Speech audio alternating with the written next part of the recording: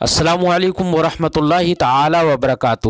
مرکز اہل سنت جامعہ رضویہ منظر اسلام کے یوٹیوب چینل ہم سبق درس نظامی میں آپ کا خیر مقدم ہے۔ پیارے بچوں، جنہوں نے ہمارے چینل کو اب تک سبسکرائب نہیں کیا ہے وہ ضرور سبسکرائب کر لیں اور بیل آئیکن بھی دبا دیں تاکہ ہر ایک ویڈیو کی نوٹیفیکیشن اپلوڈ کرتے ہی آپ تک پہنچ جائے، اور اپنے ساتھیوں سے بھی شیئر کریں۔ بات پسند آئے تو لائک بھی کریں اور اپنے قلبی تأثر کو کمنٹ کر کے ضرور بتائیں۔ اب آپ کے سامنے جامعہ رضویہ منظر اسلام کے ایک اہم اور ماہر استاد حضرت مولانا مفتی محمد ابراہیم صاحب قبلہ ہدایہ کا درس دیں گے۔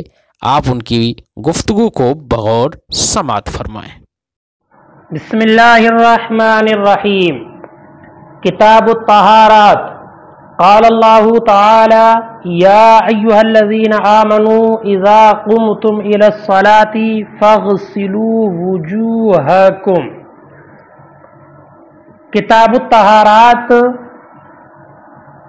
یہ ترکیب نحوی کے اعتبار سے 3 احتمال رکھتا ہے۔ پہلا احتمال یہ ہے کہ کتاب الطہارات یہ مبتدا ہے اور اس کی خبر محذوف ہے، اور اصل عبارت ہے کتاب الطہاراتی ھذا، تو کتاب الطہارات یہ مبتدا بنے گا اور ھذا محذوف اس کی خبر ہے۔ دوسرا احتمال اس کا یہ ہے کہ کتاب الطہارات یہ خبر ہے مبتدا محذوف کی، یعنی اس کو خبر بنایا جائے اور اس کا مبتدا محذوف مانا جائے، عبارت ہوگی ھذا کتاب الطہارات، تو ھذا یہ مبتدا محذوف ہوگا اور کتاب الطہارات اس کی خبر ہے۔ تیسرا احتمال یہ ہے کہ کتاب الطہارات یہ فعل محذوف کا مفعول ہو، فعل محذوف کا مفعول، اور محذوف فعل مانا جائے خذ، تو اب اصل عبارت ہوگی خذ کتاب الطہاراتی، یا فعل اقرا کو محذوف مانا جائے، اب عبارت ہوگی اقرا کتاب الطہارات، کتاب الطہارات کو پڑھو یا کتاب الطہارات کو لو۔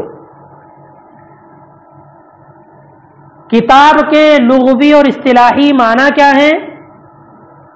تو اس کے بارے میں علماء نے لکھا کہ کتاب اور کتابت کے لغوی معنی کسی شے کو جمع کرنا ہے، جمع ہونا، اور کتابت کا نام کتابت اسی لیے رکھا گیا ہے کہ اس میں حروف جمع ہوتے ہیں، اور کتاب یہ مکتوب کے معنی پر بھی بولا جاتا ہے، جیسے کہ خلق مخلوق کے معنی میں ہوتا ہے۔ یہ تو لغوی اعتبار سے ہے، لیکن اصطلاح میں کتاب مسائل کے مجموعے کو کہتے ہیں، ایسا مجموعہ جو مستقل ہو، معتبر ہو اور مختلف قسم کی انواع پر مشتمل ہو یا مشتمل نہ ہو۔ اور ایک بات اس کے بارے میں یہ بیان فرماتے ہیں کہ طہارت یہ تاکہ ضمے کے ساتھ اگر پڑھا جائے طہارت، تو اس پانی کو کہیں گے کہ جس پانی سے پاکی حاصل کی جاتی ہے، اور اگر پاکی کسرے کے ساتھ پڑھیں طہارت تو اس سے مراد اعلی نظافت ہوگا کہ جس سے صفائی اور نظافت حاصل کی جا رہی ہے، اور اگر طہارت تاکہ فتح کے ساتھ پڑھیں تو اس صورت میں یہ نظافت مصدر ہے اور اس کا معنی ہے نظافت۔ اگر طہارت تاکہ فتح کے ساتھ پڑھیں گے تو یہ مصدر ہوگا اور نظافت کے معنی میں ہوگا۔ اور شریعت کی اصطلاح میں طہارت حدث اصغر یا حدث اکبر سے پاکی حاصل کرنے کو کہتے ہیں۔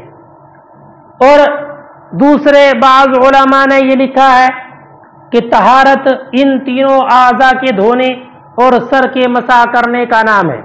یعنی وضو میں جو اعضاء ثلاثہ کا مغسول ہوتا ہے، غسل کیا جاتا ہے اعضاء ثلاثہ کا، اور اس سر کا مسح کیا جاتا ہے، تو ان تین اعضاء کو دھونے اور سر کے مسح کرنے کا نام طہارت ہے.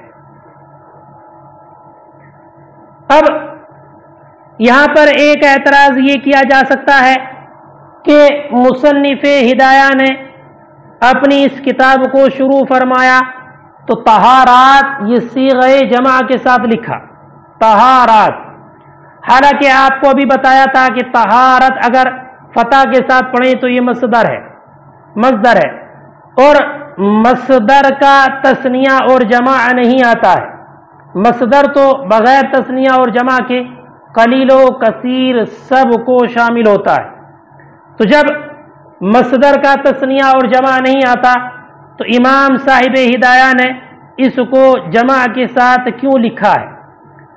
اس کا جواب یہ ہے کہ اگر مصدر کے آخر میں تائے تانیث ہو، تائے تانیث جیسے کتاب الطہارہ جو مصدر ہے، اگر مصدر کے آخر میں تائے تانیث ہو تو ان کا تثنیہ اور جمع لانا درست ہے. اس لیے امام صاحب ہدایہ نے طہارت واحد نہ لا کر جمع کا صیغہ استعمال فرمایا ہے. اور اس مقام پر طہارات جمع کے ساتھ لا کر امام صاحب ہدایہ نے اشارہ کیا ہے طہارت کی مختلف اقسام کی جانب، اس لیے کہ نجاست سے پاکی حاصل کرنا یہ بھی طہارت ہے، اور اگر خبث ہے، نجاست حدث اکبر ہے تو اس سے طہارت حاصل کرنا یہ بھی طہارت ہے، لیکن دو الگ نوع کی، مختلف نوع کی طہارت ہے. اس لیے مصنف نے جمع کا صیغہ لا کر اشارہ کیا ہے انہی مختلف اقسام کی جانب. ایک بات اور ذہن نشین رکھنا کہ امام صاحب ہدایہ نے کتاب الطہارات کو دوسرے تمام مسائل پر مقدم کیا. اس کی وجہ کیا ہے؟ تو اس کا جواب اور اس کی وجہ یہ بیان فرماتے ہیں کہ جو احکام مشروعہ ہیں ان کے 4 اقسام ہیں. پہلی قسم ایسے احکام جو خالص حق اللہ سے متعلق ہو. دوسری قسم کے وہ احکام جو خالص حقوق العباد سے متعلق ہو. اور تیسرے دونوں حق جمع ہو جائیں لیکن حق اللہ غالب ہو. اور چوتھی صورت یہ ہے کہ حق العبد غالب ہو. امام صاحب ہدایہ نے ترتیب کے اعتبار سے حقوق اللہ کو ان کی عظمت کی بنیاد پر مقدم کیا ہے. حقوق اللہ سے مراد عبادات. پھر عبادات میں چونکہ مختلف قسم کی عبادات ہیں، نماز ہے، روزہ ہے، زکوٰۃ وغیرہ، تو ان سب میں نماز کے بیان کو پہلے بیان کیا، اس لیے کہ ارکان اسلام میں ایمان لانے کے بعد سب سے اہم رکن نماز ہی ہے. اللہ تبارک و تعالی نے قرآن مقدس میں ارشاد فرمایا فَإِن تَابُوا وَأَقَامُوا الصَّلَاةَ کہ اگر تم توبہ کر لو اور نماز قائم کرو. اور نبی اکرم کا ارشاد عالی ہے، فرمایا آپ نے الصَّلَاةُ عِمَادُ الدِّین من اقامها فقد اقام الدین ومن هدمها فقد هدم الدین. اور ایک دوسری وجہ یہ بھی ہے کہ ارکان اسلام میں توحید کے بعد سے پہلے نماز ہی فرض کی گئی ہے. توحید کے بعد جو حکم دیا گیا کسی عبادت کا، ان سب میں پہلے نماز کا ہی حکم دیا گیا. اور طہارت چونکہ یہ نماز کی شرط ہے، جیسے کہ ایک حدیث پاک میں اللہ کے رسول نے فرمایا مفتاح الصلاۃ الطہور. اور کسی بھی شے کی جو شرط ہوتی ہے اس شے سے مقدم ہوتی ہے، اس لیے شرط کو مصنف نے مقدم بیان کیا اور طہارت کو نماز پر مقدم کیا ہے.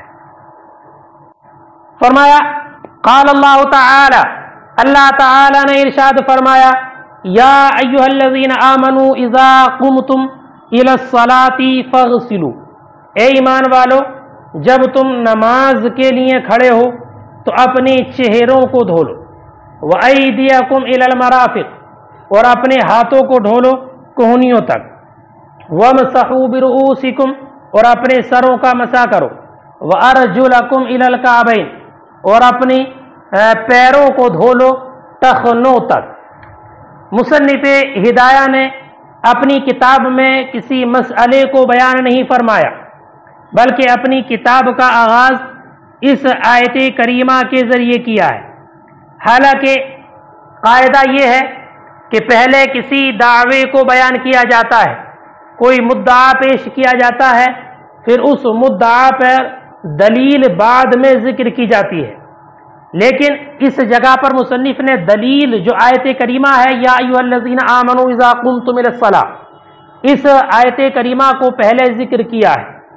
तो दावा मुकद्दम होता है दलील से, और यहाँ पर दलील को मुकद्दम जिक्र किया है।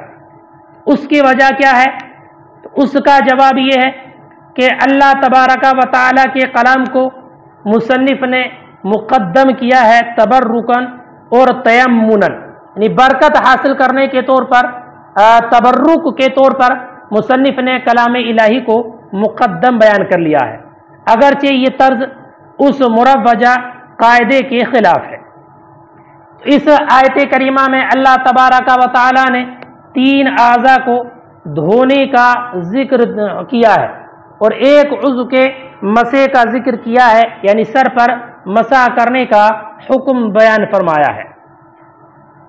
अब इंसान नमाज का इरादा करता है तो ये ज़ाहिरी आयत इस बात पर तकाजा करती है कि वुज़ू करना हर उस इंसान पर फर्ज है जो नमाज पढ़ने का इरादा करे।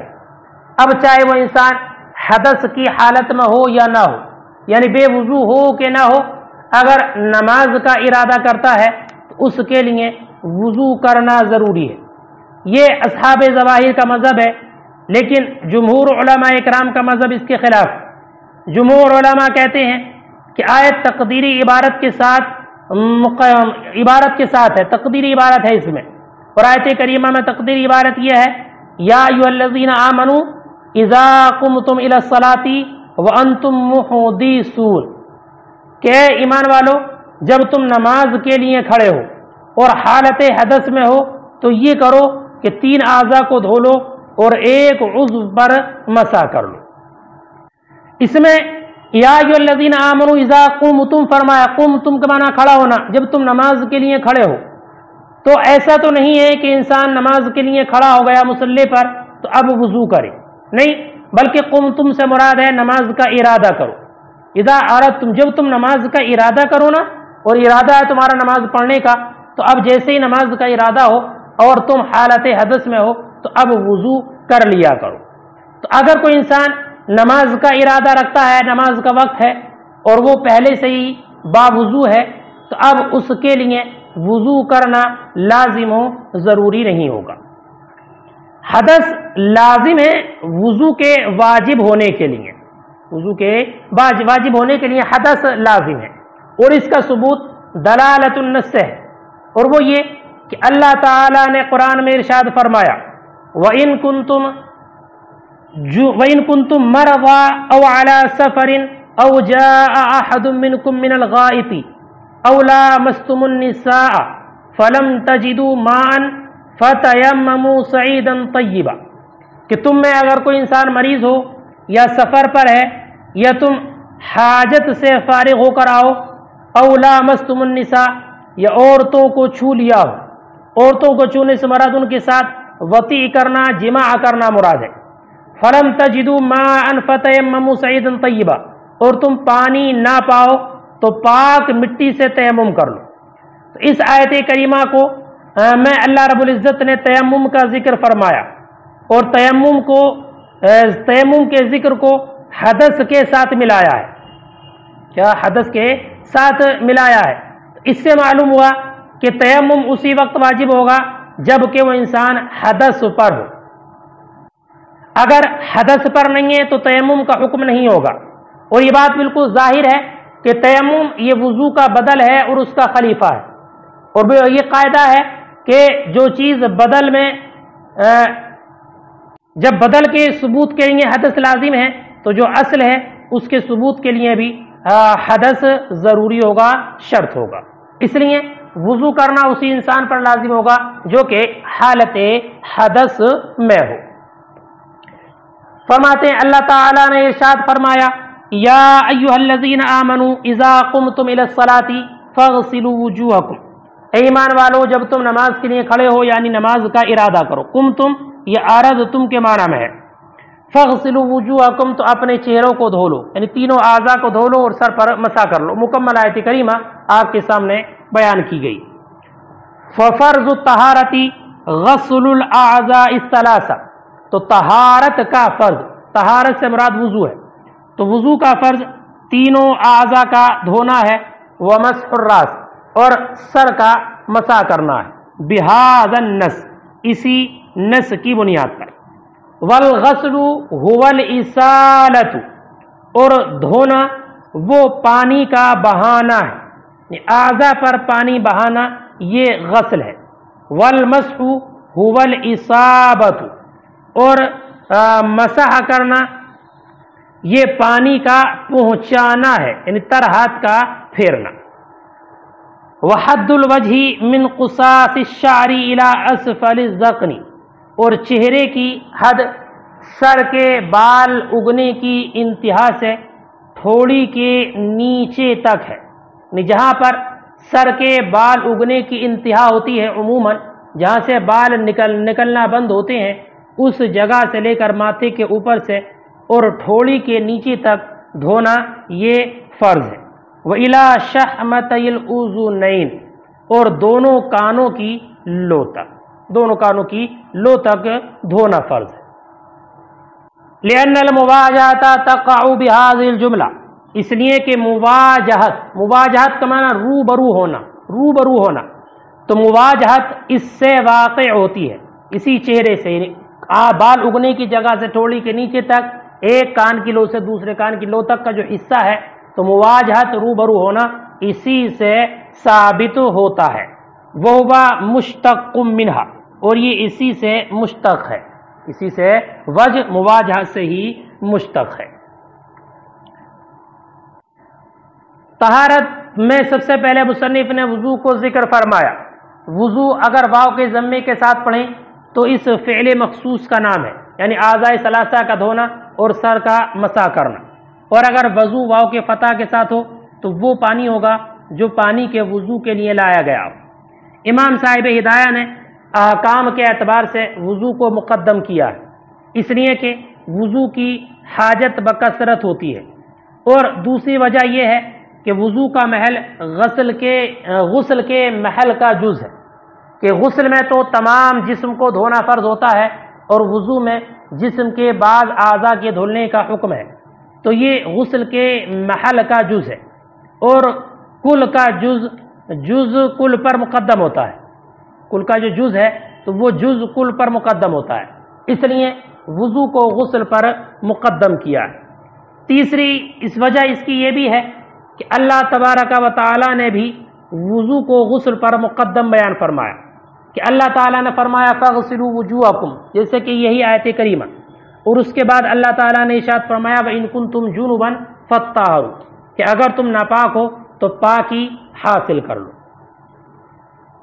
اور امام صاحب ہدایہ نے یہ بھی بیان فرمایا کہ وضو میں 4 فرض ہیں، 3 فرض اعضاء کا دھونا ہے اور سر کا مسح کرنا ہے، اور ان چاروں کی فرضیت کا ثبوت اسی مذکورہ آیت سے ہے نا۔